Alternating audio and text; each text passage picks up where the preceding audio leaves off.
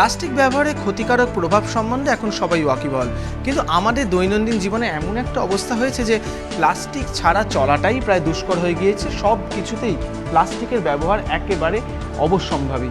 কিন্তু এই অবস্থায় দাঁড়িয়ে যে প্লাস্টিকগুলো ব্যবহার করা হয়ে যাচ্ছে, সেই বাতিল প্লাস্টিকগুলোর কি হবে? সেগুলো কি শুধুমাত্রই বাড়ির আবর্জনা বাড়াবে অথবা রাস্তার আবর্জনা বাড়াবে? তা হয়তো নয়।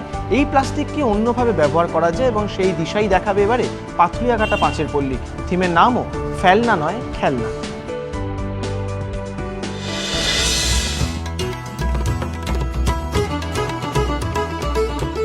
দুপুরের খাবার পরে আলতো রোদে একের পর এক সুতো জুড়ে জুড়ে ঠাকুমা বুনতেন, কখনো আসন, কখনো আবার নকশি কাঁথার হরেক জিনিস। মায়ের হাতে কখনো সোয়েটার, কখনো আবার আলপনা। এসবই ছোটবেলার হরেক স্মৃতিকে মনে পড়িয়ে দেয়। আর সেই সমস্ত স্মৃতি ভিড় করে আসে মায়াজাল হয়ে প্রত্যেকের স্মৃতিতে। আর তাই নিয়েই এবার মায়াজাল বুনছেন শিল্পী গৌরাঙ্গ কৈলা ৪১ পল্লীর মণ্ডপে।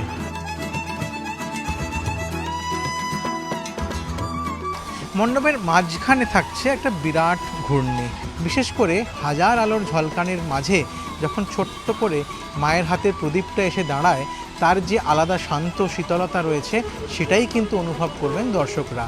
সেরকমভাবেই থাকছে আলোকসজ্জা, তেমনভাবেই থাকছে তার আবহ, আর সমস্ত কিছুতে সেই স্মৃতিমেদুর হওয়ার সমস্ত রসদ উপস্থিত হচ্ছে ৪১ পল্লীর এবারের মণ্ডপে।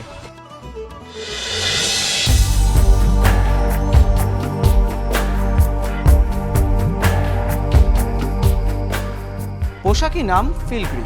সেটা অবশ্য তখন ইজিপ্ট, গ্রিস বা রোমে এই কাজটা হয়েছে। যখন বাংলায় ঘুরে ফিরে এসেছে তখন আমরা জেনেছি এটাকে তারকাশির কাজ বলে।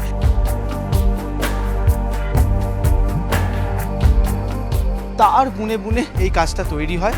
একটা সময় গয়নাতে এটার ব্যবহার প্রচুর পরিমাণে ছিল, কিন্তু এখন যে দক্ষ শ্রমিকের প্রয়োজন হয় তার অভাবে এই কাজের অনেক ব্যবহার কমে গিয়ে ছাঁচে ফেলে ডাইস তৈরি করে গয়না তৈরি হয়। কিন্তু সেই যে সূক্ষ্ম কাজ, সেই সূক্ষ্ম কাজ এবার ফিরছে দমদম পার্ক ভারত চক্রে। গোটা মণ্ডপ জুড়ে আর কিচ্ছু থাকছে না, শুধু থাকছে এই ফিলগ্রি। এখানে অবশ্য ব্যবহার করা হচ্ছে তামা, কিছু কিছু ক্ষেত্রে তার উপর রূপোর জল করা হয়েছে।